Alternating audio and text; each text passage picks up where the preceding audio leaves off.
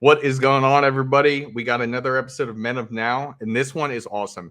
Talking about how to have a sexy lifestyle, that sexy Playboy lifestyle to be able to do whatever you want to do and really see the world in a way that a lot of people don't get to. So today I'm joined with Joel from Sobriety University. What's up, brother? What is up, brother? We've got Mr. Jaron. Howdy. How are you? Fantastic. Thank you. And then we also have Josh from Renegade Wingman. How are you doing, man? I'm spectacular today. Awesome.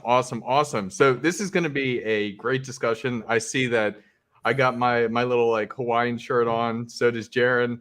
I wore a sexy shirt for the topic. I was going to do the black, but why not? Oh, I love it. And then you've got Josh. You got the fresh suit. I love it. The pocket square as well. And Joel's just wearing a t-shirt in a coffee shop or something. It's your lifestyle, man. Whatever you want to make of it, right? Like, absolutely. But wait, Joel, aren't you traveling right now? I am. I'm actually headed back to the U.S. tomorrow. So I've been in Poland for the last 2 months, Warsaw in specific. So yeah, I'm on that journey home, and I know we got some other travelers in the group tonight, so we're definitely going to dive into that. But yeah, so we are just chilling. We're getting any free Wi-Fi we can get tonight, and that's a win. So no, it's good stuff. I mean, that goes into the whole lifestyle type of thing, that you're able to go out there to Poland and you're moving around a lot. I know you got plans after you come back to the US to go elsewhere. And so that's really cool, and it plays into it. I mean, let's begin by kind of framing what lifestyle really means. At least in my opinion, I view lifestyle as, how you choose to live your life. And for me, I grew up with the understanding that I was supposed to work a basic 9-to-5 job, go to the office every day, get there by 9, leave by 5, do the same thing over and over again, invest in my Roth IRA and all of that. And after a certain amount of time, I hit 65 and I retire. But I found that once I got into the workforce, that was really boring and it didn't suit me. I wanted the capability to be able to up and move, to go on trips, to kind of define my life the way I wanted to live it. And so right now, I work completely remotely. And then on top of that, I'm able to be an entrepreneur. I'm able to be a dating coach. I'm able to have multiple different ventures that I'm working on. I get to work with people all around the world. And I mean, if tomorrow I wanted to, go out to Los Angeles for some meetup or something, I can do that. And it's totally fine because I can still do my job completely remotely. So for me, that freedom, that freedom of lifestyle was incredibly important. And I'm glad that I've been able to get to that point. So let's go around and let's just kind of hear how everybody kind of lives their lifestyle and how they define it. I mean, Joel, do you want to start? Yeah, we'll take it off. So yeah, I agree with what you said, Huds. It's living a lifestyle that suits you, that you find enjoyable. That's been my mission too. I've always been the type that doesn't like taking orders, hated working for a boss. I could do it for a little while, but eventually I would get burnt out, resentful, and all that. So about 10 years ago, I started my journey on entrepreneurship. I've started a bunch of businesses. Most have failed. So that's part of the game, like with dating. Start 10 businesses. Maybe you get one that succeeds. And for me, music was my big passion. So I DJ'd, produced music, house music for about 9 years. And it was only until last year I was working at a shoe store because all my jobs were just to feed the dream of music. The music wasn't going anywhere. I was getting coached too. And they were like, dude, if you want to make money in life, don't do music. I was like, God damn. So right after that, I found Rich Cooper, who you two down here and Huds as well, you guys are all close with. And he just helped me see that, like, yo, there's like a much cooler life out there besides living in a 1-bedroom apartment making beats until I'm like 45. So that's how I began my journey. And yeah, so for me, lifestyle includes like health, fitness as well. Um, Gym is a big part of that. Working out, I love that. Eating clean, eating healthy, that's something that I really value. And then, as you see by the YouTube name, I have an addiction channel where I talk about quitting substances. So addiction has been a part of my journey as well. And so part of my lifestyle is living clean and sober, and at the same time getting to incorporate some of the fun things that the gents are going to talk about tonight, like going out there, meeting girls, having an absolute blast. And yeah, so I'm excited to hear what you guys, what lifestyle means to you. So we'll keep it moving. Awesome. So we'll just go all the way around here. And shout out to you, Paul. Good to see you in here. Jaron, what does lifestyle mean to you? International Playboy over here. Yeah, right. Yeah, I'm working towards it. Although realistically, yeah, I think that's kind of I'm already kind of there. But for me, lifestyle, the way I used to always look at things, and not necessarily looked at them, but looking back, because hindsight's always 20/20. I realized that I was the guy, Huds, much like you. I was really good at school. Really didn't try that hard. I excelled at academia.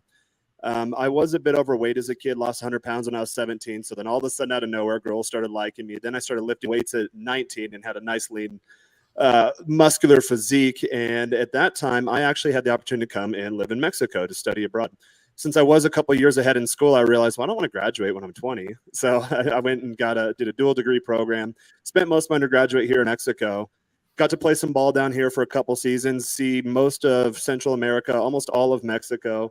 And then after school, got out, went back, and then went into the corporate workforce, just like you're supposed to do. So I followed the routine like that's laid out for you, 18 or 5 to 18.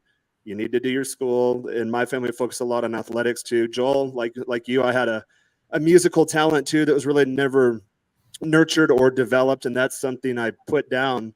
Really, when I started lifting weights and getting girls, I put down some of my hobbies that can become a distraction. But coming out of school, did the corporate thing, did that for a while, fell into the trap of, okay, well, here's the recipe to have success in life. Ended up getting married in my mid to late 20s. That ended up being a disaster, which kicked off my whole transformation process in myself. I'm 36 now, so that was roughly 7-8 years ago. And I've made a lot of progress, and then looking ahead, there's a lot more to go. But as I was nearing 30, I realized that, oh my God, I'm actually an adult now. I need to figure this out. I need to get myself together. And I looked back through my 20s and realized that I haven't really made any headway. I've done everything as prescribed by society for me to be successful, and I'm not there. And not only am I not there, but I'm not happy. So then I really just reevaluated my life and realized, well, when was I the happiest? I was the happiest those few years I lived in Mexico. What did my lifestyle look like? It was pretty lean, pretty meager. I didn't really need a lot of money or anything. I spent all day in the gym with my buddies playing baseball. I did play some music down here when I was in college. I backpacked all over. And I think with my first passport, I was telling one of my girls last night, I had filled it up to the point where I had to order more pages. And then my second passport that I had throughout my 20s, it only had a couple stamps in it. Okay, Mexico and Canada. Then I did a couple Colombia trips. So got my new passport recently, very quickly working to fill that up. And it's funny because I don't stamp a lot of American passports anymore, but it took a while for me to get there. So at 30, I started reevaluating things and realized, okay, well, this isn't quite working for me. Pulled up the spreadsheets, did some math. I got really into the minimalist mindset at that point. I'm a little on the hyperactive side, and I realized very quickly that, okay, a lot of my things in my physical surrounding are occupying too much mental real estate. So I had the penthouse condo in downtown San Diego. I was driving a Porsche. I had a truck too, but even little things like, oh, Tuesday, Thursday, street sweeping days. What side of the street should I park the truck on? Oh, I'm going out of town. Is the Porsche going to be okay? I have to park it way across the parking lot so no one dings the doors. All these little things occupied mental real estate. So when COVID hit, I realized, okay, this is kind of a pause on the global society. And I just got rid of everything. I liquidated my entire life, freed up a lot of expenses, crafted a minimalist budget, and realized that really, I don't need a lot to live very happily. And then there's tax considerations too. When you go abroad, if you're out of, at least for U.S. citizens, days or more abroad, you get taxed on your first 120K. So I priced everything out and realized, okay, I can live a much better lifestyle for a lot less. And that means that I actually don't have to work that hard either. For me to bring home 10K a month, which is that threshold, if you don't go over it, you don't get taxed. In California, I need a $250,000 job a year. Here, 120K. So it got to the point where it was a radical shift in thinking. It took a lot of mental inertia, just like when I lost the 100 pounds when between 17 and 18, to where I got to let things go. I got to let guitars go. I got to let cars go. I have to let, I'm into vinyl records. I had to let 300 vinyl records go, which that one I do regret. I need to get those back. I had a nice collection.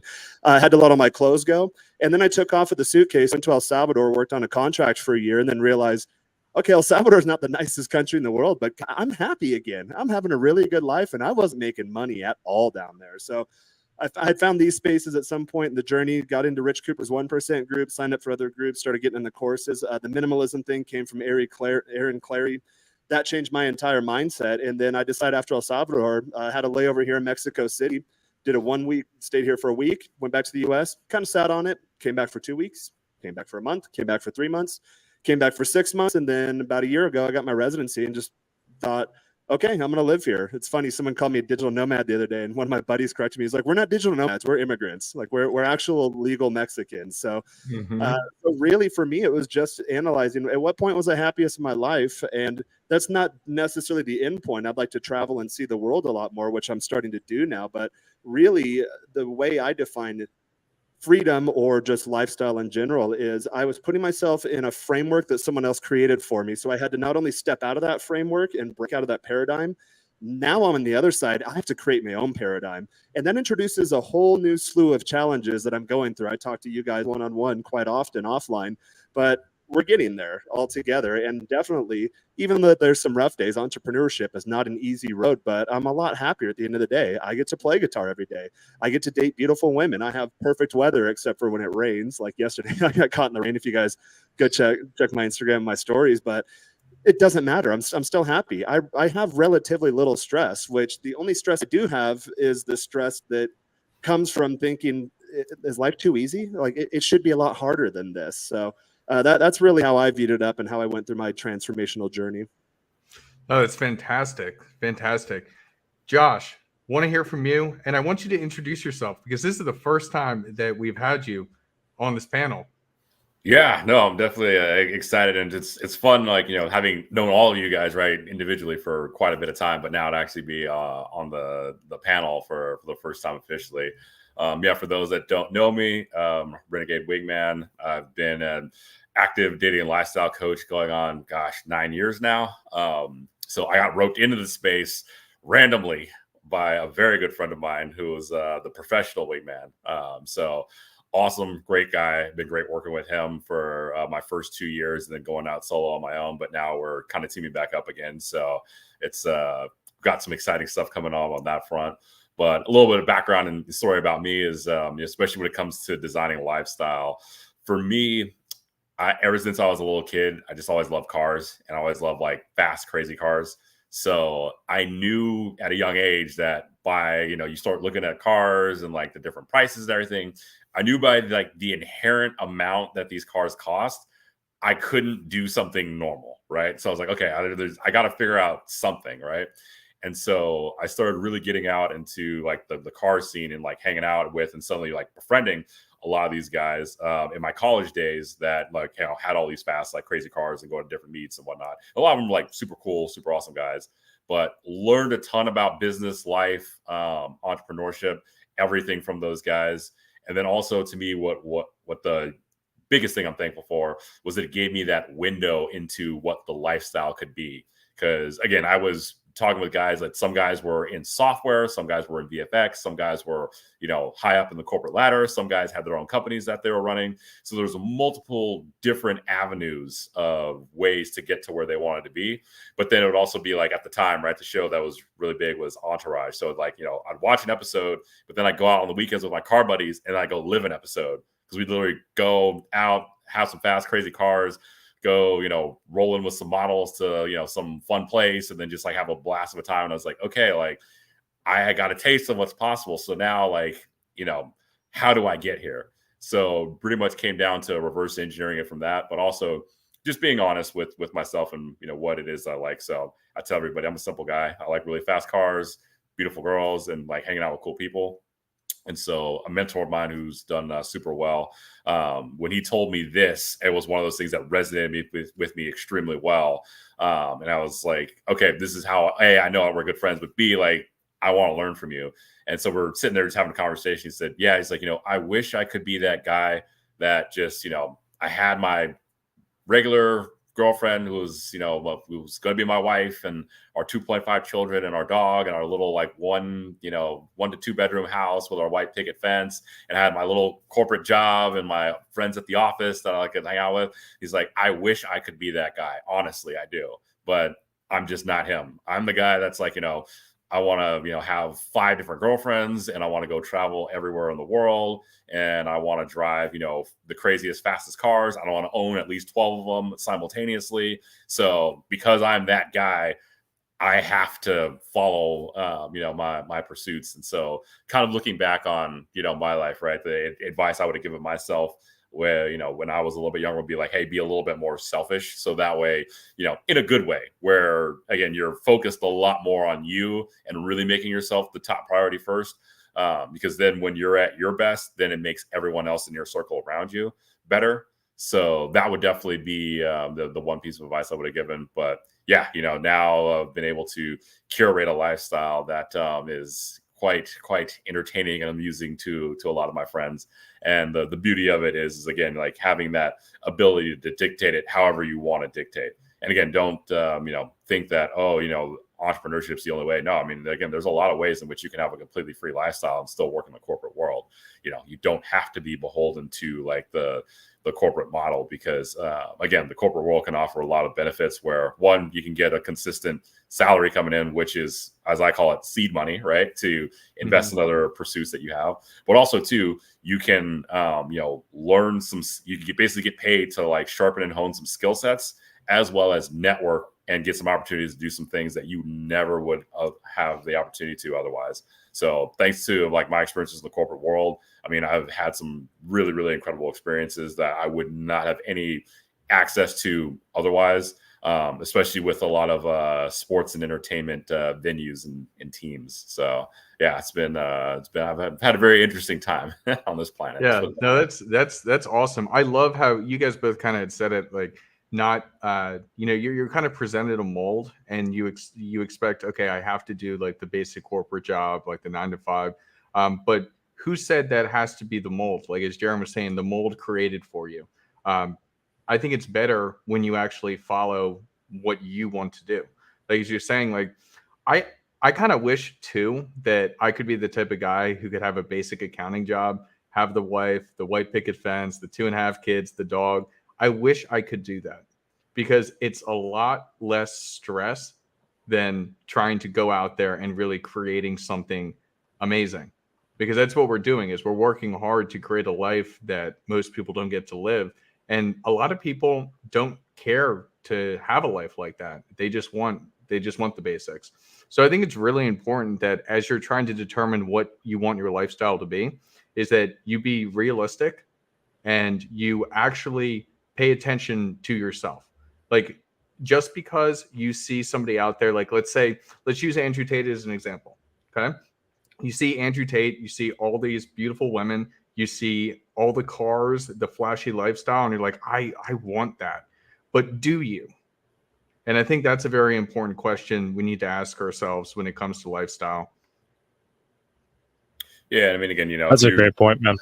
Yeah, if you are that guy, right, that wants the, you know, like wife and the 2.5 kids, you're like, hey, man, more power to you, right? Like, it's great. Like, but again, there's a way in which you can do it where it can become a prison, or there's a way in which you can do it from, you're operating from, you know, your own mental point of origin and being able to, right, facilitate that life in the direction you want to facilitate it in. So, you know, again, just because you're in the mold doesn't necessarily mean that you like have to be defined by the mold, because you can still take a lot of the trappings of the mold and you can still, you know, have a lot of room to maneuver or guide it as to your fitting.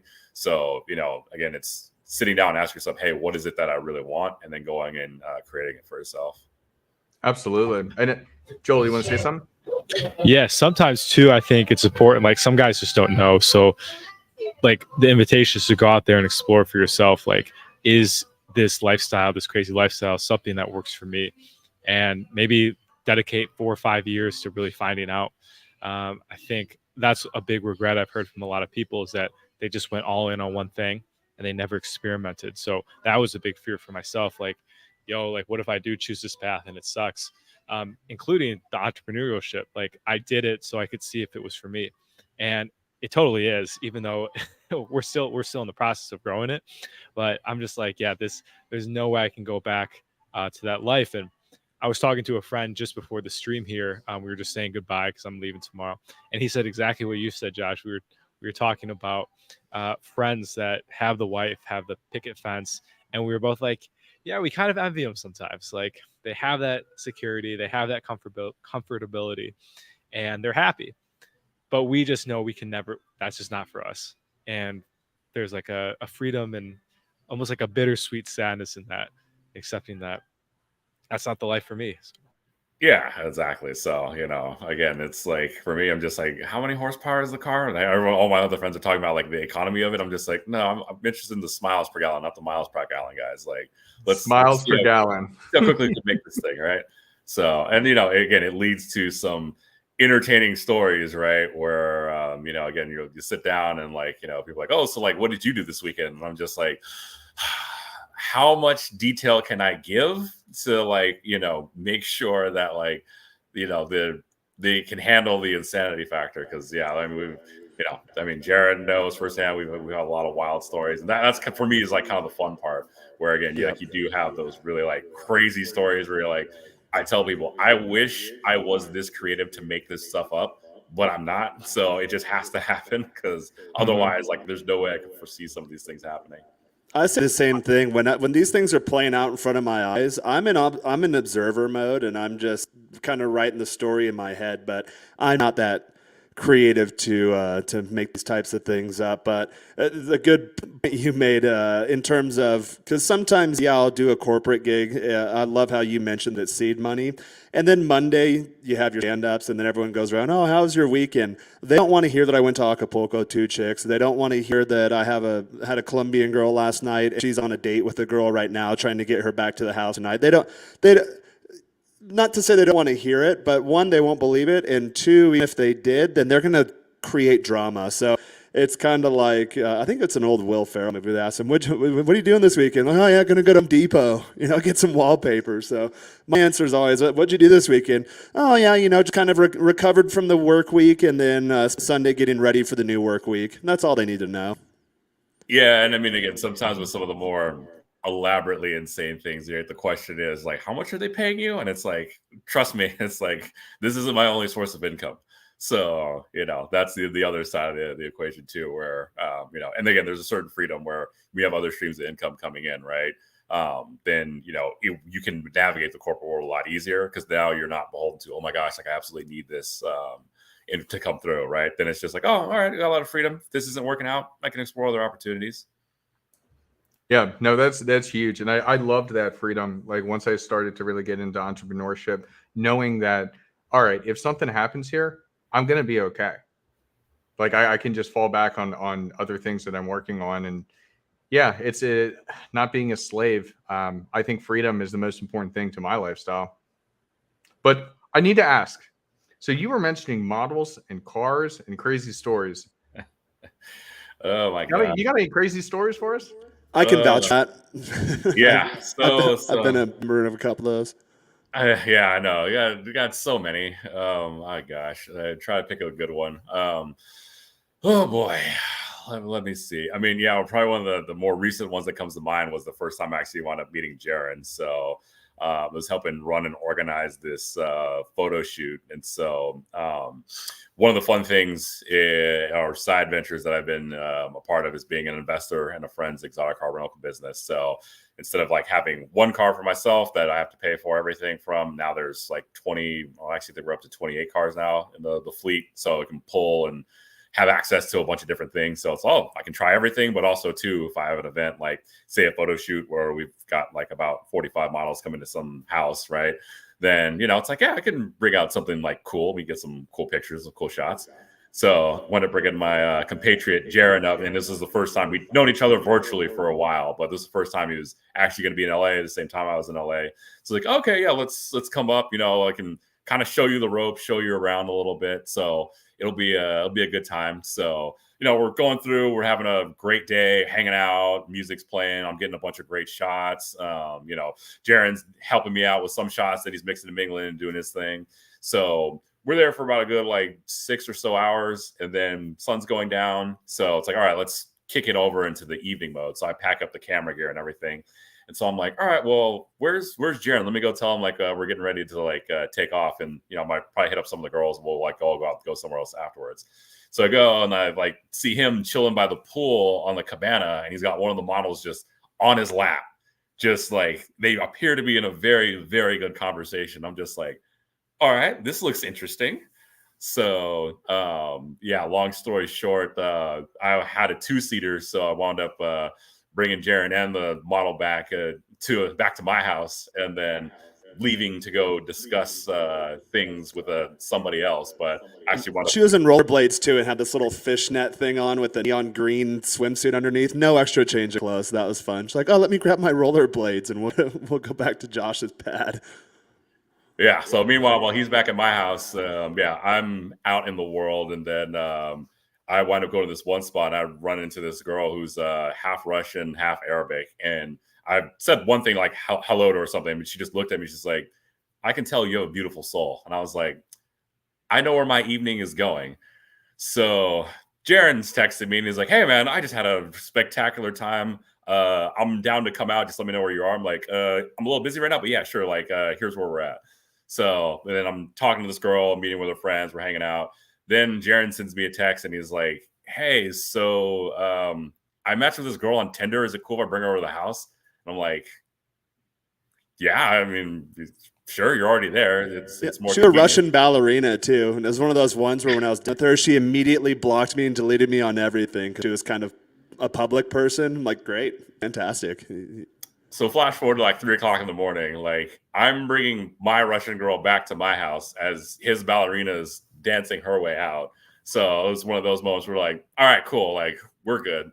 So my lady friend winds up spending the night, and then walking out, grabbing her one friend came and crashed on the couch, but wound up leaving, dressed in my clothes, left. And I was like, I wonder if I'm ever going to get those clothes back. I did eventually.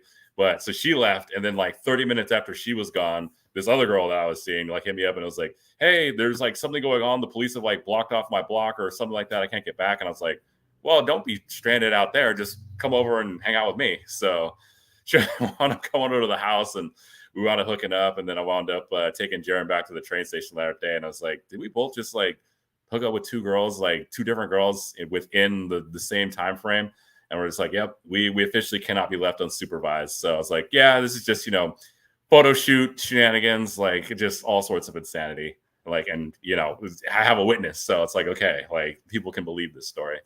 I think that's fantastic because it just goes to show that when you're living a lifestyle that you love and you're living this cool lifestyle, other people want to be involved in it.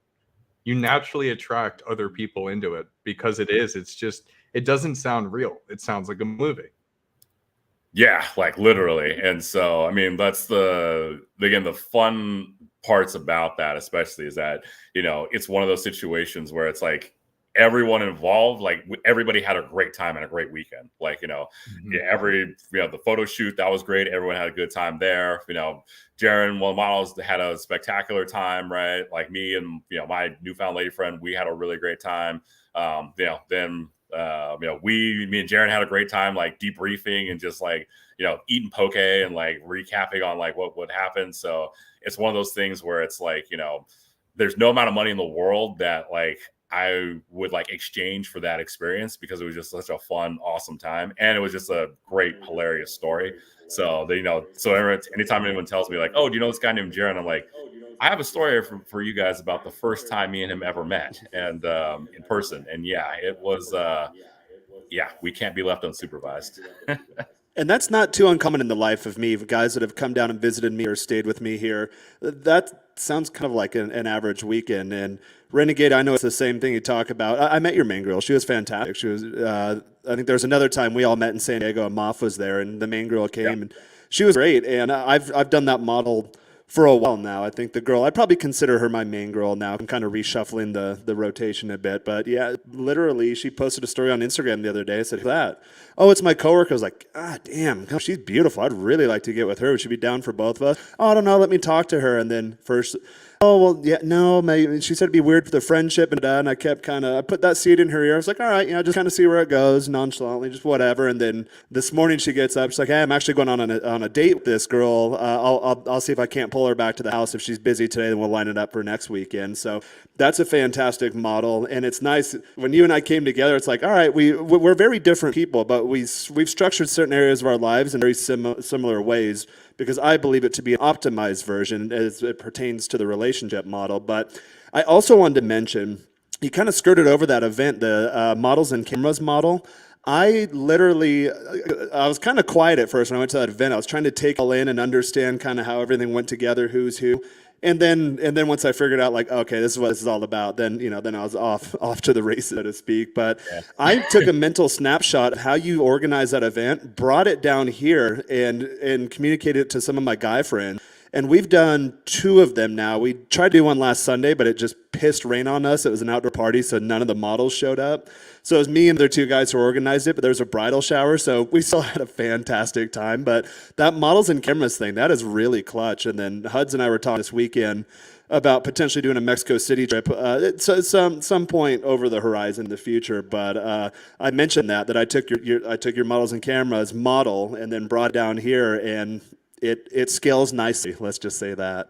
Yeah, and it's great too. Where again, you could basically host a content creation event, right? But again, it's like we get everybody to these photo shoots that I wind up helping organize. We wind up getting everybody, girls that have only 1,000 followers on Instagram to girls that have 2 million followers, right? And then we've had quite a few porn stars at some of them, so that's been entertaining. And then we've had just again a bunch of cool folks. So again, you just creating a very nice hub of just cool folks that you can collaborate with. So then it's like, hey, I've got an event or I'm going out, all right, well, I just shot 4 of these girls last weekend. Let me hit them up. Okay, they're all down. We're all good friends, right? Let's go. Let's hang out. Yeah, bring your girlfriends. It'll be a good time. So again, right, you're kind of curating that experience of, a collective amount of positive energy that's constantly sort of recharging itself. So and the way in which it manifests, it just comes out into full fruition. Because again, I'll go on dates and girls will look at my Instagram and they'll be like, oh my gosh, there's so many really pretty girls in bikinis all over your Instagram. And I'm like, yes, and that's intrigued you, and that's why you're here right now, right? So it's it works well on multiple levels. The new girl wants to be part of it. That's why Instagram is so important.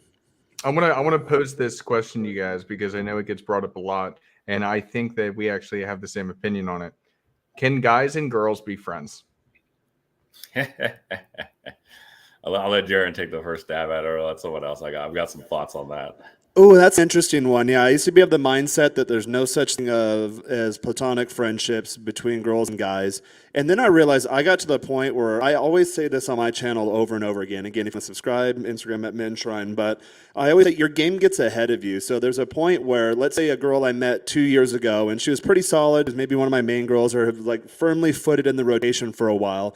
But as girls leave the rotation and you bring new girls, there's something off my desk. As girls leave the rotation and you bring new girls into it, the quality always starts to increase. Not only attractiveness, but the quality of person, education level, class level, and then the quality of experience. I've recently got to the point where new girl coming into my life, not only do I not have to pay for them, which that's kind of a cultural thing in Mexico, usually the guy always pays.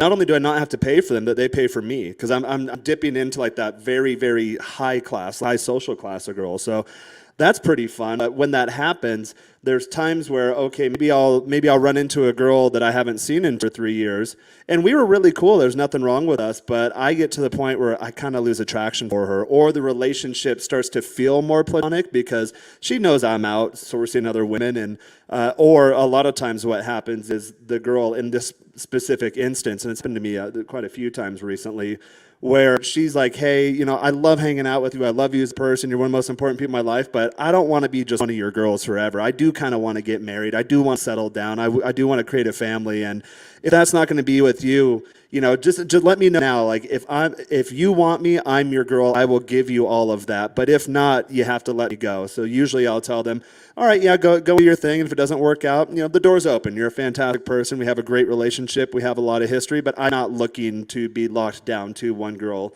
in the traditional two-way monogamy model. So a lot of times when that happens, it gets to the point where, like, I know this is weird for the red pill space, but I actually like my girls, and my girls actually like me. And when you get to that point, I want my girls to be happy. Okay, you've given 1, 2, 3, whatever, however many years of your life. And yeah, you don't want to be just a side chick forever. I totally get it. I hope you go out there. I hope you find what you're looking for. I wish you the best of luck.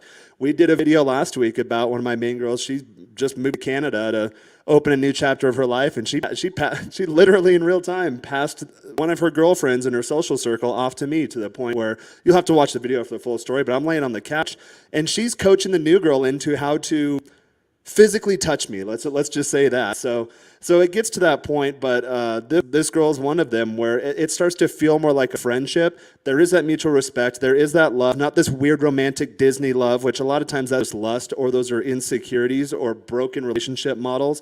Oftentimes that come from the family that you're just recreating in your day-to-day modern life, but actual deep respect and love and appreciation and consideration for each other. So in that case, I've slightly changed my mindset on that to where, yes, I think girls and guys can just be friends in that context. But let's be honest. If any of those girls come over right now and I decide, hey, let's hook up, they will. So friend zone, a lot of times we think that only guys can get in the friend zone, but you can also friend zone girls too, which was a revelation to me when, again, game always gets ahead of you. That started playing out in front of me, and I realized, oh God, I think I'm subconsciously friend zoning these girls. Yeah, and I mean, you know, I would agree a lot with that sentiment. You know, that the guys and girls, you know, can be friends, right? There's definitely a lot of that, you know, romantic tension, as we can put it, between the two. But in a lot of cases or instances, because I've had 2 you know, female friends, but I've had them for years. And when I first met them, I was just like, you have that like sister vibe to me. And like one of them, I actually call her my little sister 2.0. So she's like cool person. That's like, exactly you know, it. That's what I was trying to say. She wings for me, you know, with like, you know, one of her friends, or actually a couple of her friends. I wing for her. So like, you know, we've had a very good kind of friendship that we've developed over the years. But also to Jaren's point, especially when you start, you know, dating a lot of girls, you get a lot of girls in your circle, you're going to vibe with a lot of girls. But once you get to that certain, when you start getting your game to that next level where you're like, okay, now there's a lot of girls continuously coming in your circle. Now suddenly you become a lot more reserved with who you share that sexual energy with, right? So there's a lot of girls where it's like, all right, there's like 10 of them, and there's like, okay, there's probably like 4 that, yeah, we could have a sexual relationship, but honestly, like, I don't really vibe that well on that level with it. There's other girls I just vibe more intensely with, so I'm going to explore that. So these girls, yeah, we can be friends, and you know, it's again, you know, not like, oh, anytime they have like any problem in the world, you're right always there, just dropping everything, running over. No, but there is also like, you know, be a good human being, right? Like one of the things that I hate about that gets talked about in the space is like, you do anything nice or decent at any point for someone, it's like, dude, come on now. Like, you know, if you have a girlfriend that like, you know, hits you up and is like, hey, you know, one of your homegirls hits you up, is like, hey, I'm here, my car broke down, like, can you help out? Like, yeah, all right, cool. If I'm available, I can do it. Absolutely, I'll go out and, you know, do it. Because again, it's just being a decent person, right? So, you know, if someone's stuck or stranded, like, hey, like, help them out. So, you know, I do think, in my opinion, that guys and girls can be friends.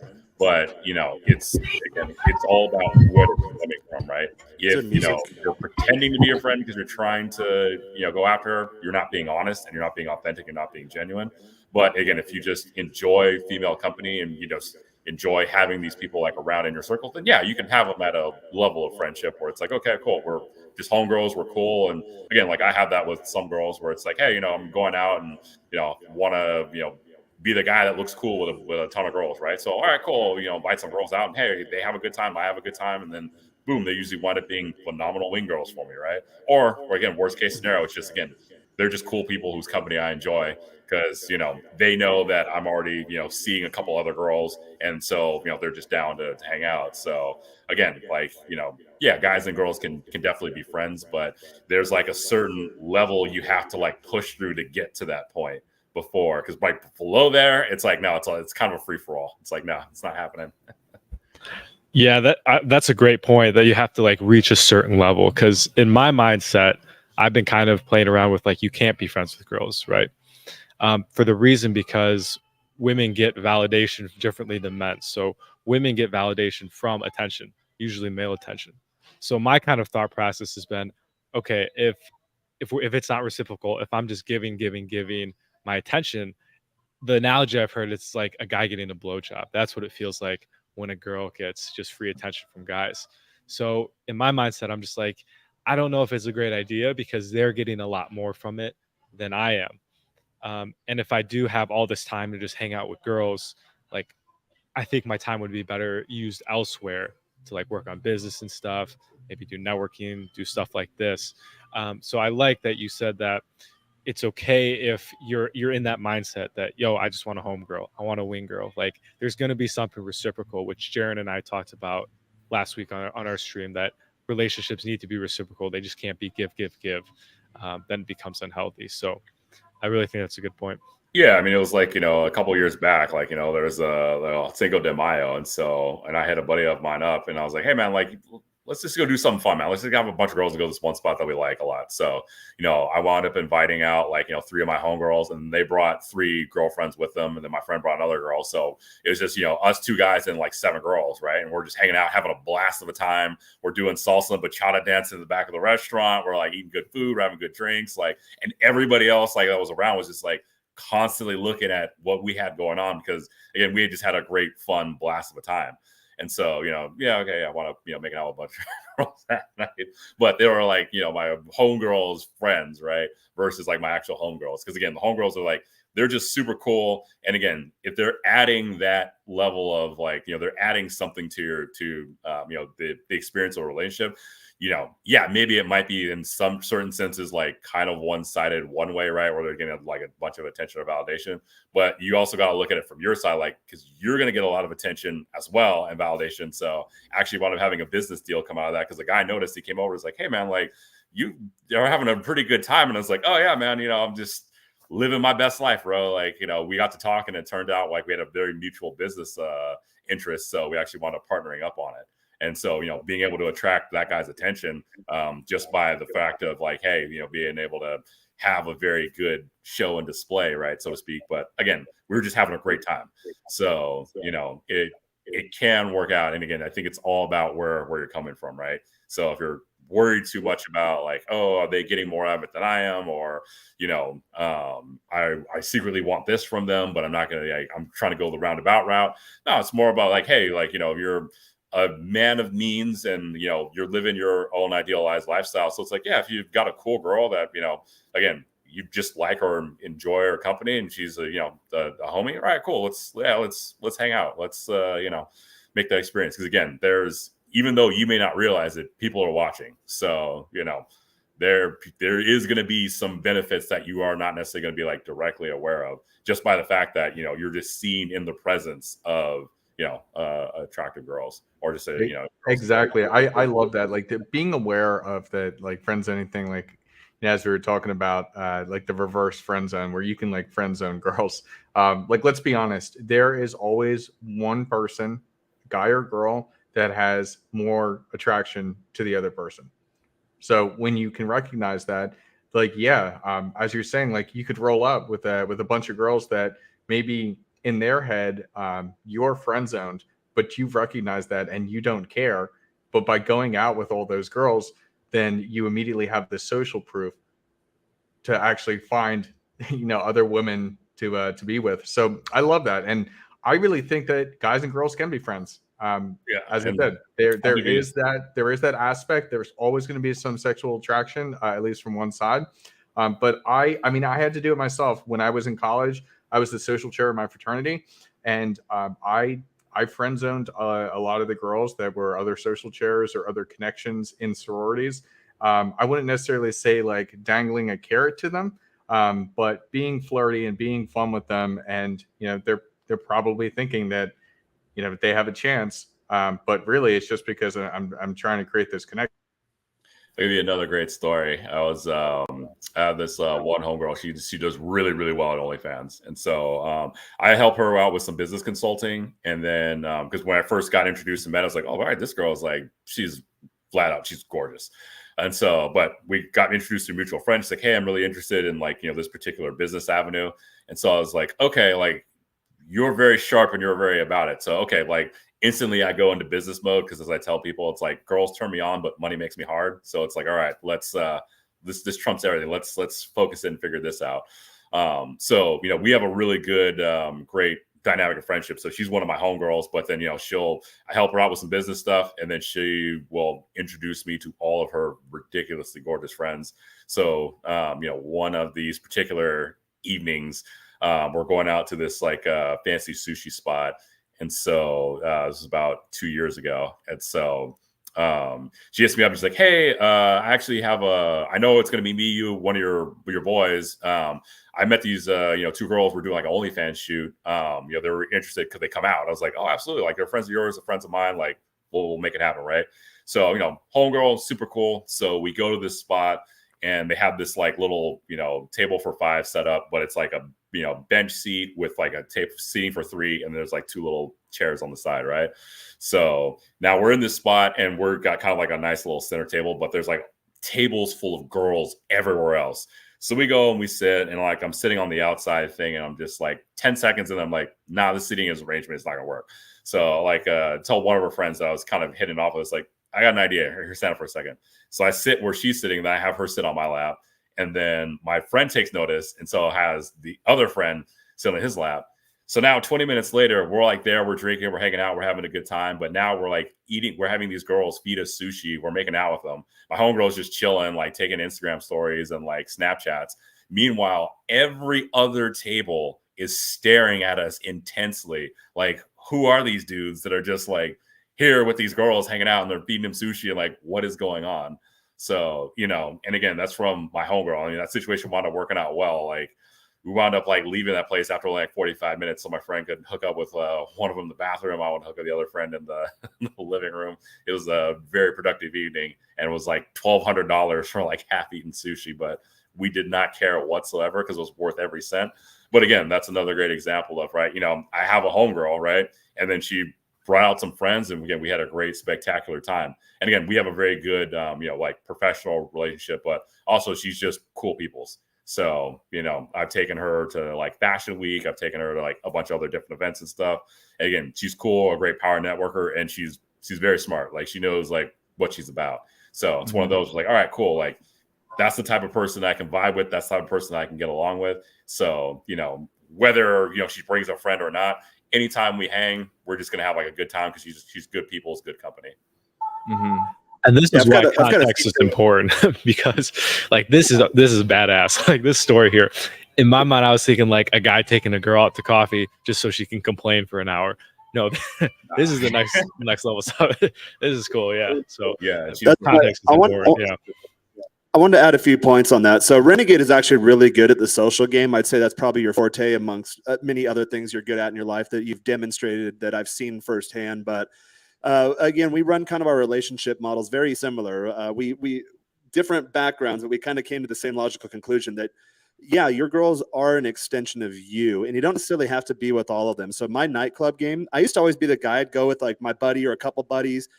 I'd go with my buddy at first. We'd get drinks. We'd clutch them to our chest like, all right, let's do a round. Let's go try to pull girls. That doesn't work. Then we get a group of guys. Okay, let's do a table. Well, guess what? Then you get bottle S words. I'm trying to clean up my language. Bottle rats, right? Yeah, bottle rats. There we go. You get the bottle girls that come over. They talk for a bit, clear your bottle out, and then bounce to someone else more interesting. So once I got to the point where I've completely changed my nightclub game to where I take not only one, but sometimes 2 girls with me.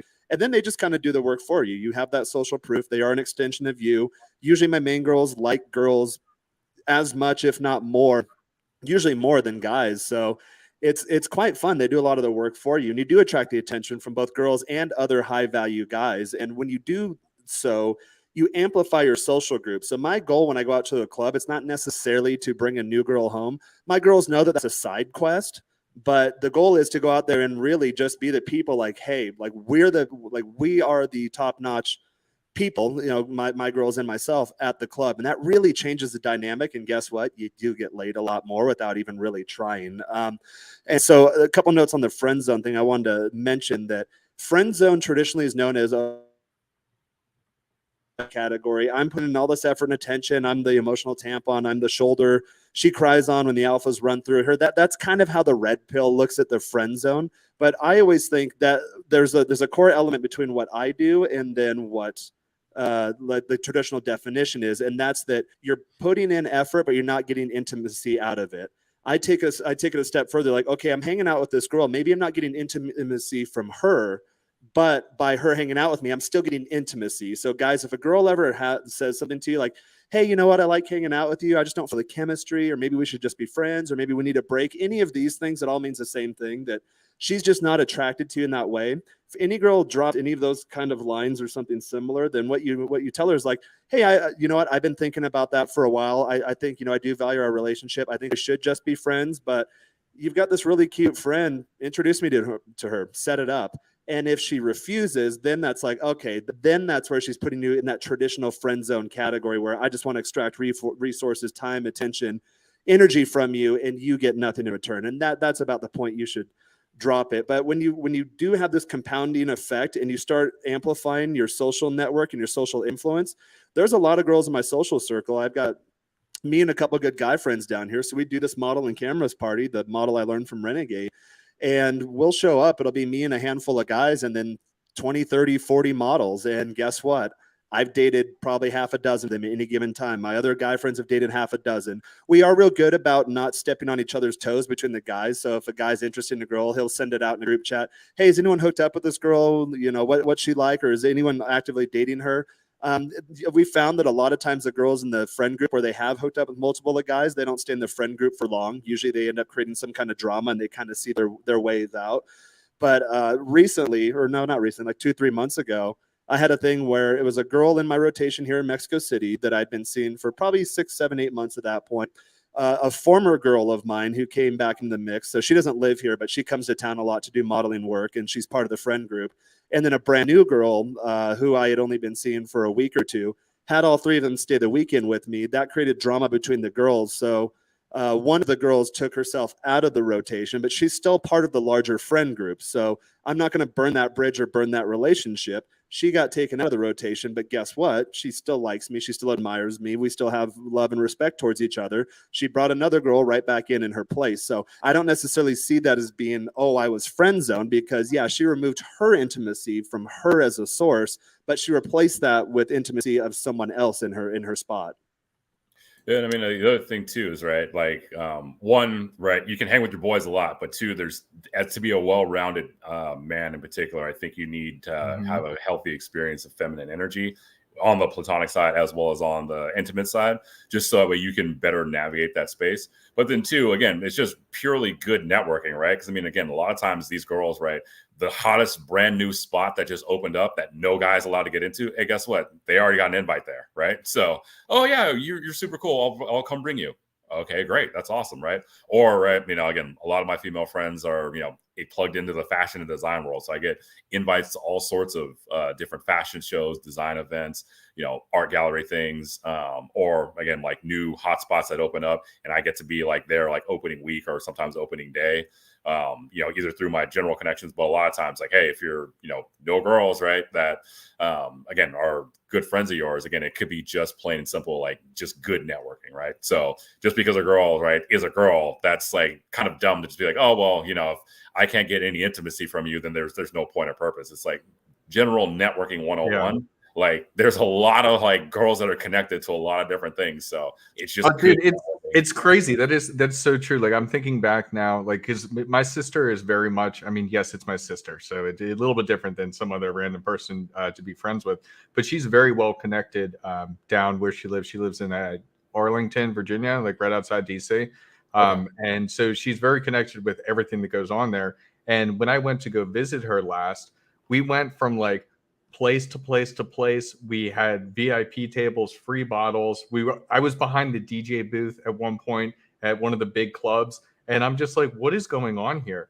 But it's because she's connected, and anybody who would be friends with her, you get the same benefit. So I think that's huge. And one thing I wanted to touch on as well that Jaron was kind of explaining is make sure you have the right guys in your group. Okay. Because when you start to improve your lifestyle and you start to do some of these things that nobody ever conceived as possible, you're going to have a lot of people that want to take advantage of you or maybe jealous of you. It's the entire like crabs in the bucket analogy where it's like once you start to elevate, those around you may try and pull you back down. And so I think it's very important that you spend the time making sure that the people you're surrounding yourself with are good people. Because otherwise, yeah, you're going to have that drama. Like as you said, Jaron, like if you know somebody's actively dating a girl or maybe there's some type of, you know, it's just that respect towards the other man, not to step on toes. So I think that's huge as well. Yeah, and that was actually the one that fell out of the relationship. It was something like that. I saw her posting on Instagram that she went out with one of the guys in the friend group. So normally we'll just text each other like, hey, bro, are you smashing so and so? Because, you know, if so, I'll drop her from the rotation. And the guy he was a newer guy. Like we're kind of been him out for the friend group, and he got really weird. It's like, oh, dude, like this is weird. Don't be sending me messages like this. I'm like, okay, I know you're new to the group, but this is what we do. We don't step on each other's toes. And so we got the core guys of the group together, sat down, had a vote. And we're like, yeah, so and so's not hanging out with us anymore. And he was dropped. And in doing so, the girls all dropped him too, because it's me and two other guys. We're like the core of this friend group. So we're a little more advanced when it comes to this, but we have very little tolerance for that. We don't want drama in the friend group. And going back to the girl thing, she lives out of town. She's coming to see me in 2 weeks. And in fact, I just realized for my LA trip, I'm like, oh, she's spending the night with me the night before and then have a 6 a.m. flight. Oops. I need to change that flight. But when I go out with her, she's Venezuelan and she's gorgeous. So she gets all of her Venezuelan girlfriends in Mexico City. She's clearly mine, but she's into me, like, you know, hanging out with her friends and stuff too. So there's a night, it was wild, like probably I think last October, November, we rolled out where we didn't really have plans. We just rolled out to a street where there's a lot of the hot spots here in town. And it was me with 8 hot Venezuelan chicks. So I'd walk up to the door. One club is really funny. They're like, oh yeah, no, you got to wait in line. And I was like, bro, do you not see this?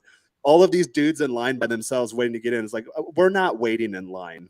Pull the rope up. We're going to get a table. And the guy, it was one of these clubs where it's, they artificially make people wait in line, and then you get in and there's like nothing going on. I can't stand those types of places. So I talked to the guy for a couple minutes, and I said, hey, no worry, man. Like you clearly don't want, and we were clearly more attractive, higher class, more eloquent, better spoken, just higher caliber of people, me and these 8 hot chicks than everyone else in line. Said, hey, don't worry. I have a personal rule. I don't want to go places where I'm not wanted. So we turned around and these girls just followed me like a pack of animals. Just say, hey, anywhere I go, or like a school of fish, anywhere I go, this whole collective group of hot Venezuelan chicks followed. So we literally went next door, and then I think obviously when you're with a group of very attractive women, everyone notices. So we literally just walked next door, went to the doorman, and I was like, I know you saw that exchange. Are we going to have the same issue? He's like, nope, you got VIP. It's like, good. Like you understand. And people should understand that even I could be a nobody, but the fact that I was able to just get these girls together, guys, it's not hard to organize a group of girls. You know, out there dating, it's hard to organize. Oh no. Okay. Hold on. So we get a whole package. But the main point being in summation is girls will open a lot of doors for you, even if they don't know them. These Venezuelan girls, they live in different parts of town, and then half of them live out of town. But this girl was in town with me, and she just wrangled her friends together. If I did that myself, it would have been more difficult, but they followed her lead and she followed my lead. And for me, that literally just opened doors. You walk up to places, you don't have to wait in line. Guess what? You don't need a dinner reservation. Not only do you not need a dinner reservation, the manager, the owner will come and greet you at the door and personally take you to your table and give you a free bottle. And they will do things like that if you're able to expand your knowledge or your mindset from the point like, oh, this is one girl and I got to clutch onto her, and oh, I'm not going to be in the friend zone. No, these 8 Venezuelan chicks only one of them at that point was one of my girls. We've since hooked up with, I think, another 2. So like 3 of the 8, you know, I've been with now to date. But at that point, I had just met all these girls, but doors literally opened for you. The Red Sea of crowds of people literally parted, except for that first club. That guy didn't get it. And turns out the girl I mentioned earlier that moved to Canada, she's a club promoter for a handful of clubs here. That was one of her clients, and she's since fixed that to like now when I go back to that club, they all know who I am. She sets it up, same thing, gets me VIP next to the DJ, and she works there. She'll be doing the promotion thing once she gets everyone in for all the clubs in this little area. She'll come and join me, and she'll game for me in my group of girls, and it's fun because if you're able to do that, you amplify your masculine power. And I always say women are an extension of you, and they're amplifiers of masculine energy. And again, I learned a lot of this stuff just watching guys like Renegade in action, because I wasn't naturally like that. I see how the social dynamics play out. I'm a relatively smart guy, so I lock that framework in my head. I try it out for myself. I'm like, holy hell, it works. So keep that in mind. And I know these are some more advanced stuff, but guys, if you're watching, like, don't get locked in these ideas like, oh, it's a friend zone, you can never do that. Or, oh, never, if a girl asks to take her friend on a date, never do that. If a girl asks me, hey, can my friend come on a date? I immediately think 3-way. Like, yes, you can bring a friend on a date. If you're newer to the game, like, oh no, I'm going to pay for drinks for these girls all night and I'm not going to get anything, they're going to use me. You're already setting yourself up to lose. Yeah, and especially with what you're saying with that, a lot of times, especially if you're new to the game, they say that because they are trying to get something out of you. But you need to understand where you stand in that social dynamic. But anyways, I think this is a good question here. So how do you vet the people to have in this dream lifestyle? Yeah, it's a very, you know, because it kind of harkens back to a point you brought up earlier, right? We got to be careful about like the, you know, guys you have in your circle or whatnot. But, you know, especially it's important that you guys think, right, about, hey, you know, I'm building out my dream life. Like, does that entail? Who's that with? You know, you really want to think about it as your dream lifestyle. A large component of it is going to be your network, right? Who are you networking with? Who's in your inner circle? Who's in your extended circle? Who do you have kind of in the peripheral that is just by nature of the beast, they got to be around, but you got to keep an eye out for? You know, these are very important questions to kind of think about. And so, you know, I would definitely say that, you know, you want to start thinking about, again, like everybody's kind of got their, you know, inner circle of folks. And typically that's the route you want to keep is like, hey, is that inner circle? Are they leveling up and progressing with you? Because if they aren't, then there's probably, you know, unfortunately, some people you will have to like leave behind, but new people will filter in. And so, again, you want to make sure that you have people that are either continuously pushing you to excel or you know, helping you in the weeds figure out how to excel and get better. So that's the first place you want to start. And then the next place you want to start is, again, when you think about your dream lifestyle, right? You want to think about, okay, well, do I like this particular venue, right? And is that part of my, you know, dream lifestyle? I can go there and, you know, have VIP status or do whatever it is I want. Oh, okay, that's a part of it. Well, then guess what? You best start networking with everybody there, right? So you go to a spot, you like it, you figure this could be a good home base. So, you know, ask to see the general manager, right? Manager comes out. Usually it's like because someone has something to complain about. You just say, oh, no. Dude, it's crazy. I love that you're saying that because I do that a lot when I really like a place is I'll talk to the owner or the general manager. Yep. And I've never really heard of anybody else doing that, but it really is so powerful to start to develop that connection. But I'll let you go on. I love that. I wanted to point that out. Yeah, no. So, you know, you ask for a general manager, right? And if you have a waiter or a bartender or anything, just say, oh, no, I just want to let you know, like, this is my first time here. I'm having a great time.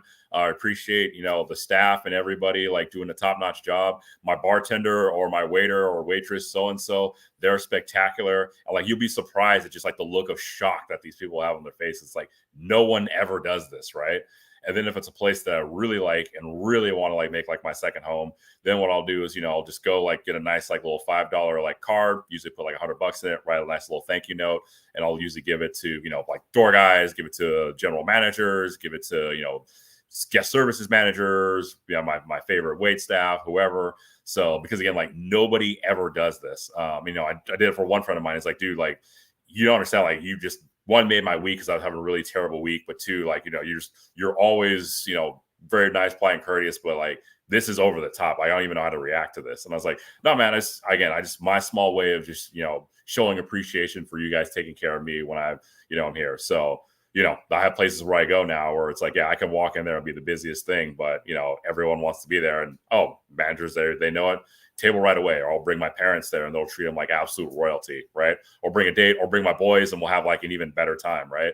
So again, it's that networking, right? Because again, that leads to so many different things where, because I was networking with a guy at a venue who wound up, hooking me up with VIP status at this one place. He wound up like personally inviting me to like, some like one of Diddy's Halloween parties once. And I was like, okay, this is like, I would never have guessed that I'm here at this because I'm cool with this guy. So again, when you're curtailing that dream lifestyle, you really have to think about, okay, how am I going to build out my own personal network, and what's that going to look like? And even on the business side, right? Whether you're corporate, whether you're an entrepreneur, you're going to need to have some very, very strong folks in your network, because that are going to help you out. And also, again, just try to validate more so the character of the person rather than get too caught up in some like arbitrary ideas, right? Because the big problem with this particular space is that everybody's like, oh, you're red pill, you're automatically gonna be my best friend. It's like, no, dude, there are a lot of snakes in the space too. Like, because someone's like quote unquote unplugged does not automatically make them your friend. And just because someone's plugged in does not make them your enemy. I know a lot of people that would be considered plugged in, but it's like, hey, if I lost everything tomorrow and had nowhere to go, they would take me in, they'd help me get back on my feet, and they, would make sure that I'm good. So, make sure you're judging people by like that actual character, like who they are, and again, how you guys get along and vibe well, rather than getting too caught up on the arbitrary, idealized version of like, oh, well, they think this, and this, so therefore we're just automatically aligned and everything else. That's usually not the case. I think that's a really important point you brought up too about adding value, like especially if you are approaching someone that is maybe further along or has more to offer, because we all know there's one side that usually has a little bit more in a certain field or whatever than the other. So I think it's really important to make sure that if you are the one kind of approaching someone a little higher, that it's important to find a way to add value still, not just take. That's something like where I am right now. Like most of the guys in my circle are a lot further along on the journey than I am in terms of dating women, money and stuff. So I'm always thinking like, okay, so how can I contribute? And that might just be even listening or being a good just support person, right? Like you don't always have to lead with or provide money or anything like that. Sometimes just being like, yeah, showing that judge of character is going to be enough. So yeah, you got to know who's going to vibe with you, right? Because again, sometimes we have people with similar ideas. Our personalities just don't mesh, right? We just don't match. So It's okay. It's not the end of the world, but it's like to assume that, oh my gosh, like they're automatically gonna have my best interest in mind and like be my absolute best friend. It's like, well, that's come a little bit naive. But I got to give a shout out to Chris Amy in the chat. Like, what's up, brother? Glad to see you. Nailed it. Yeah, I've got a couple comments on that too. So again, I'm naturally introverted, and I had to learn all of this stuff when I started my journey. And I'd see you guys doing this in front of me, and I used to be one of those guys like, oh, what is that guy? Eliminate any of this kind of self-talk if this resonates with you, by the way. But what does that guy have that I don't? Or, oh, he's a douchebag, or he's an asshole. Why does everyone like him? Get that out of your head right now. And then I've seen guys do this even before I met Josh, one of my good buddies in San Diego, is really good about this. When I lived there for almost a decade before I went abroad again. And I remember we'd go into like a nice bar, and he'd just walk up to the line, open the rope, let himself in. The door guys would shake his hand, hug him. He'd go to the bar. He'd literally walk behind the bar and start pouring himself drinks.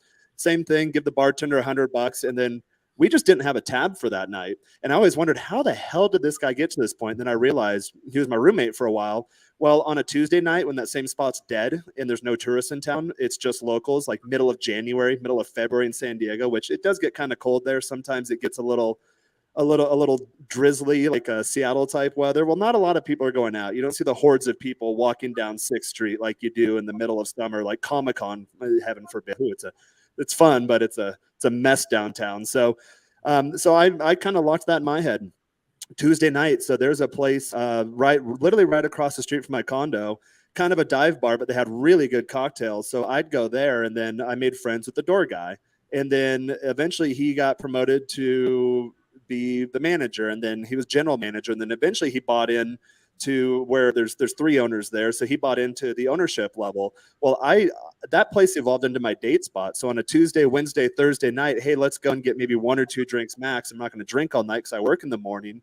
Meet a girl here, and then hey, let's go to my place. I listen to records, or I have a jacuzzi on the roof with a panoramic view of San Diego. It's beautiful. Oh, where do you live? Up there. And this same guy, when I go to the bathroom, and he got it down pat, he would literally game for me. He would wing for me. I'd go to the bathroom and talk. Oh, I've known Jaron for a while. He's a great guy. He's really well put together. He's sharp. Like you should definitely hang out with this dude. And he was a big, muscular, good looking dude. So that definitely helped me out too. And then he ended up becoming my friend. He ended up becoming my neighbor at one point. So that jacuzzi I alluded to. Then here we are hanging out in the jacuzzi with girls we pulled from his bar. But it started with me being a good client, being respectful to him as a doorman. And as he evolved in his hospitality career, that just gave me more access to it and more favors. And there's another place in San Diego, same thing.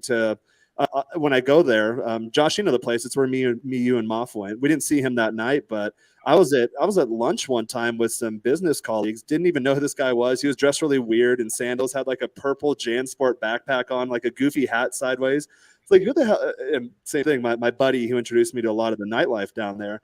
It's like, who the hell's this guy? He's like, bro, that's the owner of such and such place. I'm like, oh, okay. Like, I actually thought the guy was pretty cool. He's kind of a nerd like me. He's like, yeah, no, you definitely want to be that guy's friend. And again, it definitely opens doors for you. Then one more thing to get back to this question of how to vet people.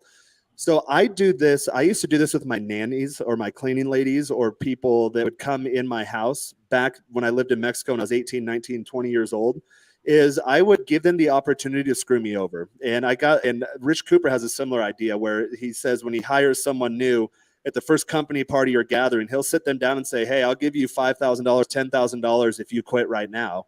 And he said, the guys that took the money, he's like, great. It only cost me $10,000 as compared to floating this guy's salary while he's just kind of mailing it in for a year, 2 years, 3 years. For me as a business owner, it makes more sense. So I learned that years ago, long before I met Rich Cooper, but I kind of did the same thing with new cleaning ladies. I'd leave money on the table enough to where it would motivate them to take it, but it's not going to hurt me. And to this day, I've never had a cleaning lady take it, but I actually had recently. So I've told the story where I've only had one girl steal from me, and they've both been Colombian. So one was in Colombia. This girl took off my AirPods, and then I had to fly home without AirPods, and it drove me nuts. And then a couple of weeks ago, brought a girl into the house. I left a 1,000 peso bill, which is equivalent to like $55, $60, $65, whatever the exchange rate is today. It's been fluctuating a lot lately. Left it on the counter, and then in the morning realized, hey, where's my 1,000 peso bill? And then this girl's been hitting me up since, hey, why are you ignoring me? Why didn't you call me? Why didn't you do whatever? And in my head, just, you didn't pass that trust test. And I do that with all my girls. Again, it's not a lot of money, $50 US maybe, but I leave it out in a place to where it's not definitely visible, but it's a place where maybe it's in like a bathroom drawer. Maybe it's somewhere where she's going to go and she has the opportunity to take it and think that maybe I won't realize it. But I do these things intentionally. And a lot of people call me a psychopath for these things. One that I do in my professional life, and I do it in my friend circle too, is if someone new is coming into the friend circle, I will confide in them something that I present as a secret, or I'll tell them a story like, hey man, it's kind of close to me. I don't really want it getting out. Or I'll tell the same story to multiple people, but different versions, and change a key detail. And then when it comes back to me, I know where the leak is in my friend circle. But that saves me a lot of time in terms of, are people going to steal from me if given the opportunity? Or are people going to betray my trust in terms of, hey, man, I got to tell you something, but it's just between you and I. And all my buddies know I do this. People in my intimate friend group know I do this. So if I make up a story and tell you to keep it close to the vest, and then it comes back to me through one of my bros, then all of us have an agreement. You're immediately out. And that's helped me quite a bit. Yeah, I mean, again, it sounds extreme, but again, like sometimes it could be literally life or death, or it could be, big, like tons of money on the table, or like career or health or whatever. But again, you have to know like who you're dealing with and like where to keep them in what compartments, right? And again, there's going to be some people you're going to know like, all right, like, I could not trust this guy as far as I can throw him, but by the strategic happenstance, I have to deal with them, right? And so, but again, how to act accordingly, and how to maneuver so that way you and your group are protected. Because again, especially when you start leveling up in life and start getting up into the higher echelons, people always say, oh, or like when I think they were talking about, at one point, Donald Trump was working with, had to do like some deals with the mob in New York. It's like, well, if anyone's ever done any construction in New York, you have to work with the mafia. Like there's just no way about it. They own all the companies, they own all the unions. Like you have to work with them. So it's like, okay, it's by inherent the nature of the beast, right? So if it's going to be that way, but it's a very good learning lesson for yourself, where it's like, hey, here's how you can, navigate and maneuver in the world and deal with these people as little as possible. But if you think that you're going to be able to just exist in your own little silo bubble and never ever have to deal with any of these type of people, you're not going into this with both eyes open. So it's good to know who you're dealing with, so you can again best protect yourself and your friend group. You're asking For to sure. be preyed upon if you don't put up these safeguards at first. So the way I see it is, if a girl's going to come over and she's down with stealing $50 from me, then what's going to stop her from taking my stereo, a guitar, my laptop? Who knows what else? Who knows what else like down the line? Like that's Yeah. the type of girl, like when we talk about like getting dragged through divorce court and stuff like that. Like these are the types of people, not just girls. These are the types of people that they only really care about themselves, and they don't care like how it affects other people. They just don't see an issue with it, which I think is wild. But you will deal with those types of people throughout life. Yeah. One thing I do to vet those people is to make sure when we're talking that they are like an active listener. Like they don't just wait to talk. That's like a huge tell for me, that they're at least self-aware. So if I say something, they're going to respond, or they're going to actually be like actively listening, not just kind of, or if they pick up their phone or something. So that's my big tell right now. Like if they can't listen, or they talk about themselves the whole time. I got grab coffee with a buddy last week, and yeah, he just talked the entire time. And I was like, man, like I can't have this guy be part of my inner circle, because it's just too much. Yeah. So that's important. Jaron, thanks for that tip. If I see some money when I come visit you at your place, I'll make sure to leave it be. So. He leaves out like 50 exactly. pesos. Hey, bro, I found 25 pesos. Yeah. Oh, that's good. You guys have any final thoughts on this? We've been going for a while. I think this is a fantastic discussion. I love how it evolved into that networking and figuring out how to like get to the lifestyle you want. Do you guys have any final thoughts on the topic? I mean, yeah, my fault. I mean, there's a lot more that we can still go into and kind of cover on this topic. This is like kind of a good, baseline. But, again, I would say for a lot of you guys out there, right, this is some good stuff to think about as, again, you're crafting and curtailing that lifestyle. And what you really want to think about as you're mapping out your dream lifestyle is you want to attach the economics to it, right? So whatever your dream lifestyle is, right? Say you want to live in Portugal, right? And you want to have like a nice, veranda, right? Or again, you want to have that, very nice, small single family home with, white picket fence and everything. Great. But there is a dollar amount attached to whatever lifestyle you have. If you want to have like 8 girlfriends and hop around all over the world and like, drive crazy cars, there's a budget attached to that. So, map out exactly what that looks like. Then you can easily reverse engineer the easiest pathway for you to get there. And so then, the very basic things like, all right, well, how much do I need a year to, fund my dream lifestyle? And then 2, if I want to like retire, right, then how much do I actively need to have, so that way I can afford to not work and still have the exact same type of dream lifestyle that I live. So that's what would be my big takeaway for you guys to start thinking about is, again, think about the economics behind your dream lifestyle. Absolutely. What I would kind of say on it is similar to when you're talking about reverse engineering. So when you kind of start to figure out what type of lifestyle you want, find people that are living that lifestyle and ask them questions, befriend them, understand what they're doing. I remember back, actually, I think this is a lot of people have said stuff like this, but I believe this was like an old like Christian McQueen story of how when he was trying to understand how to make money, and I feel like everybody uses this story though, so don't quote me on who said it, whatever.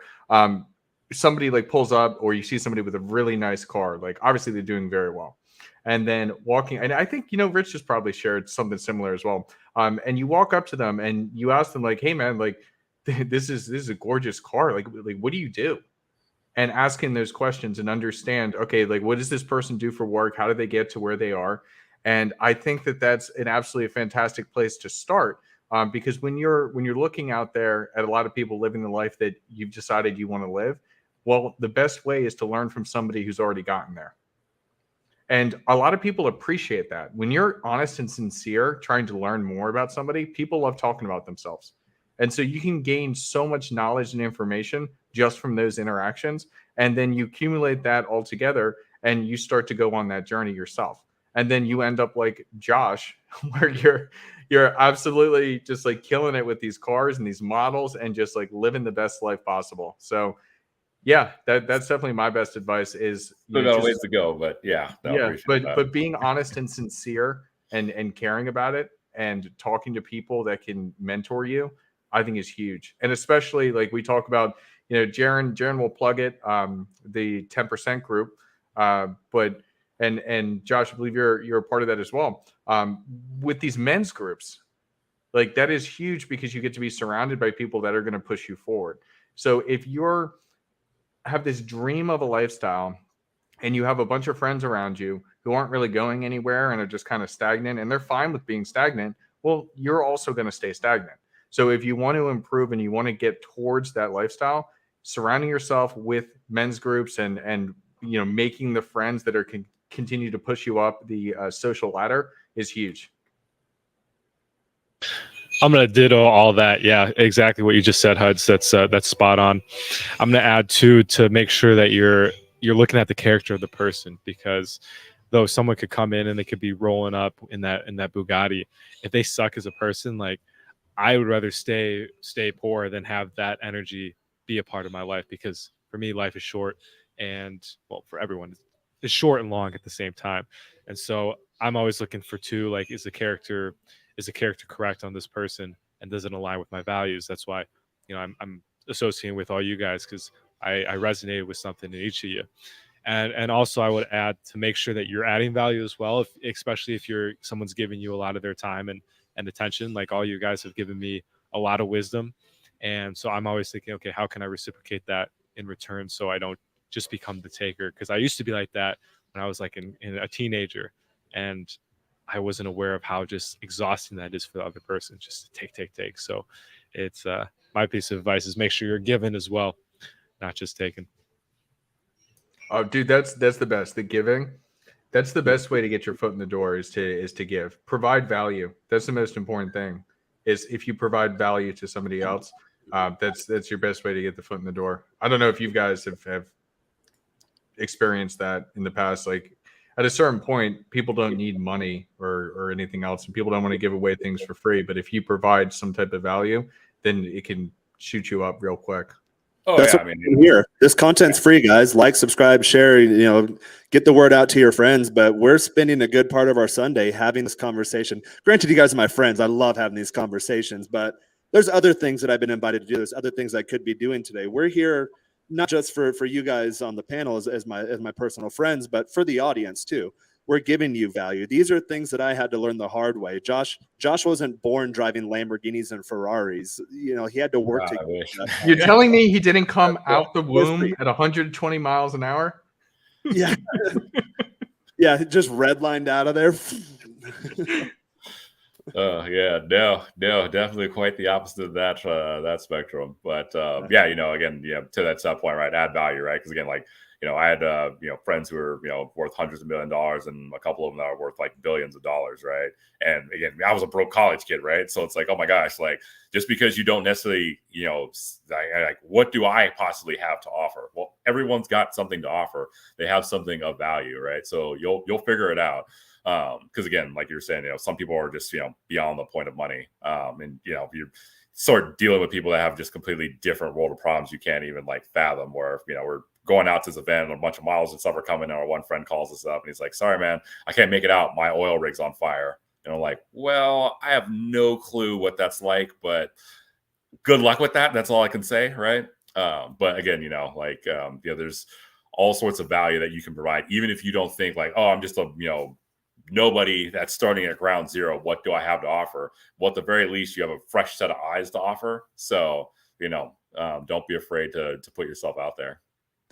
And that's what we tell guys when they join these men groups too, which I'll start to bring this all full circle. So for me to sum everything up, so make sure you're very deliberate about what you want and what you don't want in life. And a lot of guys don't do this. They just kind of go on autopilot and they wake up one day. For me, it was approaching 30. Oh my God, I'm really not that happy and I'm not getting ahead. I need to completely erase everything I thought I knew and then start creating my own framework.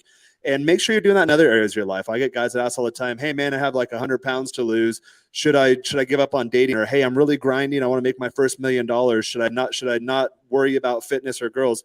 No, do it all at once, because you don't want to be the guy with $1 million who doesn't know how girls work and then you get taken for. Or you're the guy, you've grinded your whole life and you're 100 pounds overweight and you have your first heart attack when you're 36 and you're not going to make it until you're 50 or 60. That's a terrible way to live. So figure out what works for you. Be very deliberate about it. People ask me about my lifestyle. Oh, you have this cool view. Oh, you live here. I mapped all of this out years ago. I knew exactly that I was going to get to this point. HUD's backstage over the weekend, we had conversations as far as we mapped out the next year in terms of where this is going, what we're going to do, what the milestones are. And then it becomes fun because all you have to do is just win, just knock off goals. So that's going to look different for you. Josh's lifestyle is different from mine, although there are similarities. It's different from HUD's and Joel, but figure out, like, really get honest with yourself and map out what is important to you. And then I know we didn't touch on lifestyle, but really take care of your physical health, and not just physical health, your mental health, emotional health, spiritual health, because Warren Buffett said it.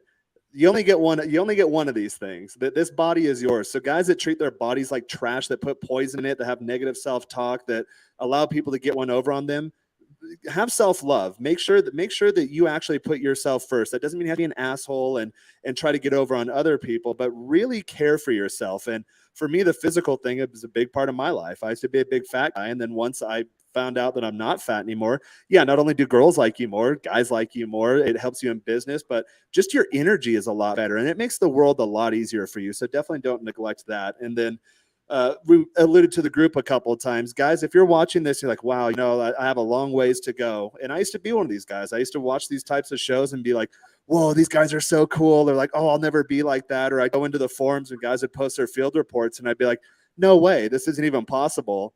And then now in my short 7-8 years since I've started my transformation, I've surpassed most of these guys to the point where we have conversations backstage and we say things like, no one in the space is talking about topics like what happens when your girls start falling in love with you. Like, they're not gold digging. I haven't had that issue forever. I haven't had issues of girls flaking or like screwing you around or any of that stuff forever. I have the issue of, okay, I'm seeing multiple girls and they're all falling in love with me fast. What do you do with that? So there are levels to this. You can get to it. If you want to start leveling up, we do have the top 10% group. Joel is a member of it. Josh is an admin in there too. So like-minded men looking to level up in all areas of love and life by building lives worth living and loving. And a lot of the value of this group is the other guys in the network. So guys, hit me up on Instagram at Menshine. If you're ready to roll, there's the landing page right there that HUD's put on the screen. Go there. It's a one-time payment. Get it processed. I'll get you in there. But if you DM me and you ask something like, well, I don't know, man, what do I get out of it? We don't want you in there. This is not for you. This is not for losers. This is not for people. If you DM me and say, well, I don't know, man, the price point's a little steep. If you're telling me that you don't think you're worth it, I don't want you in there. I don't have time for you. Josh doesn't have time for you. Joel doesn't have time for you. We want people that take themselves seriously. And guess what? You're going to get the best of me when you do that. These conversations are fun publicly, but there's so much stuff we talk about that we can't do, like a comprehensive guide on how to set up a three-way. There's a very specific way to do it. And if you screw up any one of those checkpoints in the order of operations, then it's going to fall flat on your face, but you can do it. And then it gets to the point where, oh man, I don't know, this girl wants to bring a friend on a date. Are they trying to use me? For me, in my head, no, she's trying to set it up a three-way. So if you want to level up very quickly by guys who've already done it, and I'm at a certain level, I've got a new level that I'm working on unlocking. And then after that, there'll be another level, but we have guys in there, lean into the power of the network. And there's guys from all facets of life. We have like senior Facebook full stack developers like, hey man, I'm making millions of dollars a year, but like kind of don't know the dating thing. We just had a workshop this week where some of the young tech guys like, hey, I'm just out of college. I'm a software engineer. I don't know what to do. It was led by the Facebook guy. And he said, here's exactly what you need to do to get to work at Meta someday. Here's how you start a career in tech. So these are guys that thought they thought it was worth it. And guess what? You're going to get a lot of value very quickly because I've joined a bunch of these groups. I know you guys are in a bunch of these groups. I was the same way, where I came on board and I thought, well, I don't really have much to offer. Okay, there's billionaires talking about, hey man, I'm the king of my industry, but my wife won't even look at me when I get home. And here I am in El Salvador playing guitar and smoking weed and having three-ways, to the point where I got kind of tired of it. Like, there's my value. I can help this guy out. I can teach him about these things that I know, but like, I don't know how to make $1 billion. I haven't done it yet. I've got a long way to go there. But in this other area of my life, I've got it down. Guys that join the group, hey man, I'm a multimillionaire, but I'm 100 pounds overweight, drinking 12 beers a night to go to bed and smoking a pack of cigarettes. Guess what? I've been there. I know exactly how to get over that, and in less than 1 year. And in fact, my guys usually do it a lot quicker, because when I went about the journey myself, I didn't have anyone guiding me. Looking back, you identify shortcuts. Here's how I would do it more efficiently if I were to do it again. So really, guys, if you're watching this, like, have fun. At least like, share, comment, do all that stuff. Show some love. We are here on a Sunday giving free value to you guys. We all have active socializers, other things we could be doing, but we're here for the love of it. We do want to help people out. But if you want to take it to the next level and you really truly think you're worth it, again, don't DM me and say it's too expensive, or, well, I don't know, man, what do I get out of it? That's a loser's mindset. We have no room for you. But if you want to join a winner's circle, join the top 10% group. HUD's put the link down below, and then at Men Shrine, if you have any questions for me, sponsored video, coaching, whatnot. And that's my 2 cents. That's how I shall wrap this one up. Beautiful. Love it. Comprehensive. Josh, what do you got? Well, as Jared mentioned, I'm an admin in the 10% group. So, I mean, if anyone has any interest in that, by all means, hit up Jared, hit me up, hit anybody up here individually, right? Because again, sometimes you vibe with one of our personalities like differently.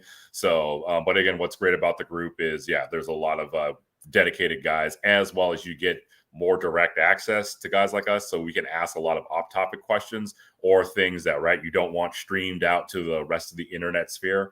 So there's a lot of great one-on-one in there. And we also do offer like discounts on our coaching for all the guys that are there in the 10% group. So, that's, again, a lot of value that is added to everyone in there. And feel free to reach out to me directly if you like anything I have to say, or curious, want to know more about stuff, right? You want to know more about building lifestyle, how to live like a millionaire without like having to be one, right? Like, there's a lot of tricks on that, how to level up on your money. Because I've did a concentrated effort where I made 100% more than I was making 1 year, and then I made 500% more the following year, and then 800% more the next year. So I did like really well at that. And then, what's it like if you lose a ton of money? I know exactly what that's like as well. So I can, help give it some advice on that, and how to like stay sane, how to bounce back. Again, make sure that, if you are going to take some losses, it's going to be controlled burn, rather than a raging wildfire that destroys everything.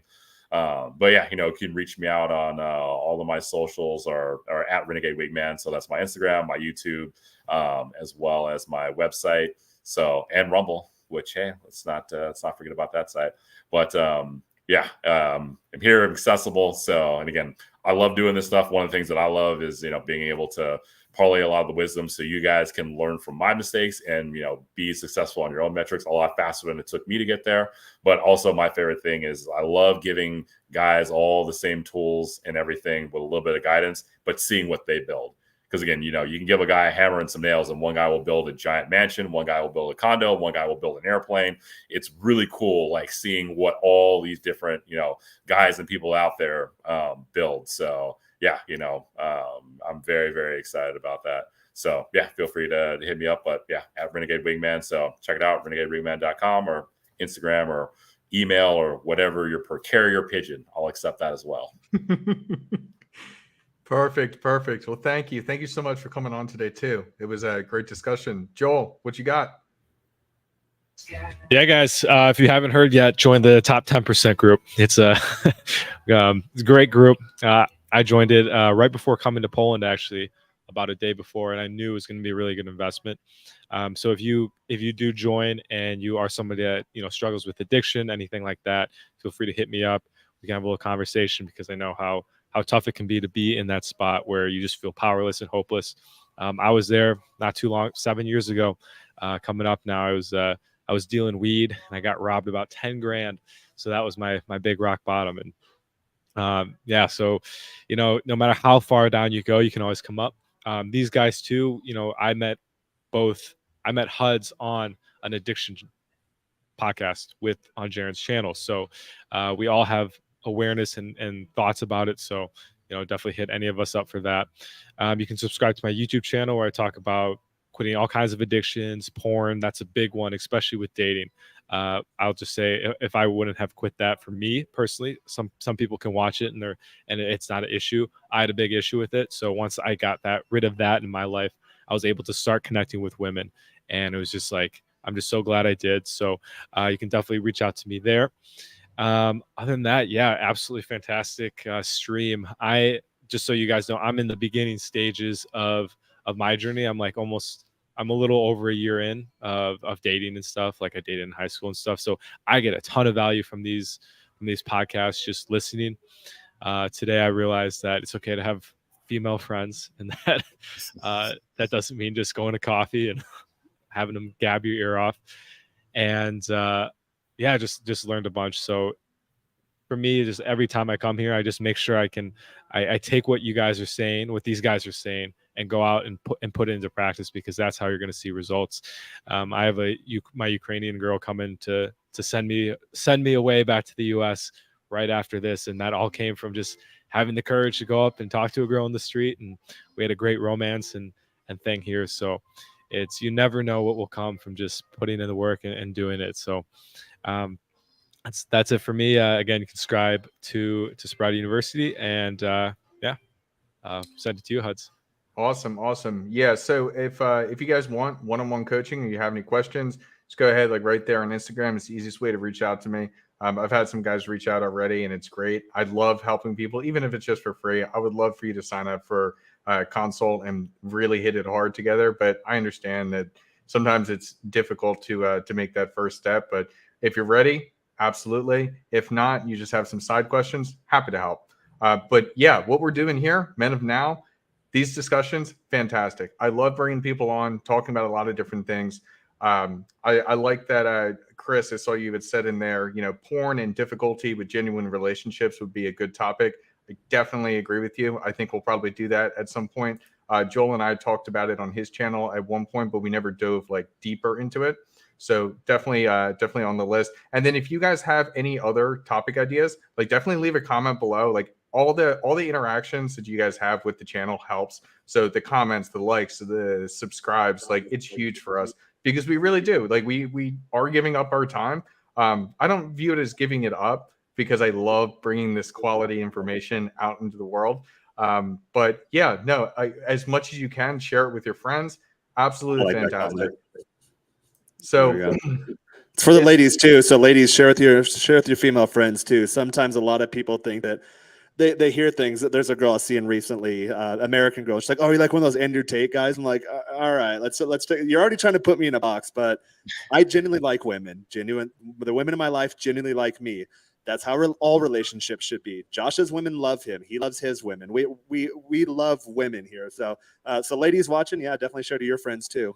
This is for you as well. Yeah, I do. I mean, I do work with girls as well. So actually, my split with my dating coaching clientele is actually like 60% men, 40% women. So it's or the girls that are even in my rotation. A lot of times they'll tell me, again, I'm in kind of a transient city, so they'll come and go, but they usually tell me like, I feel myself becoming a better person every day with you. I'm like, well, that's because that's my mission. So that's just spilling into your life, because that's my vibe. That's the path I'm on.